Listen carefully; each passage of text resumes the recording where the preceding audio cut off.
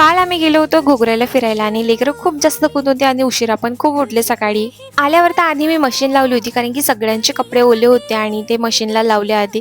त्यानंतर लाईट स्वयंपाक केलं होतं कारण की कोणाला जास्त भूक नव्हती कारण की तिकडे सगळं खाऊन होते ते. त्यामुळे मी पुलाव केला हलका आणि सकाळी दुसऱ्या दिवशी क्रिशाला ब्रेकफास्टमध्ये राजगिराचे लाडू दिले होते आणि सोबतच एक बनाना सुद्धा दिला. घरातली सगळी कामं केली, आंघोळ करून घेतली. सकाळी उठल्यानंतर कुठला स्किन केअर करायला मिळत नाही. म्हटलं चला आंघोळीनंतर थोडंफार स्किन केअर करून घ्यावं.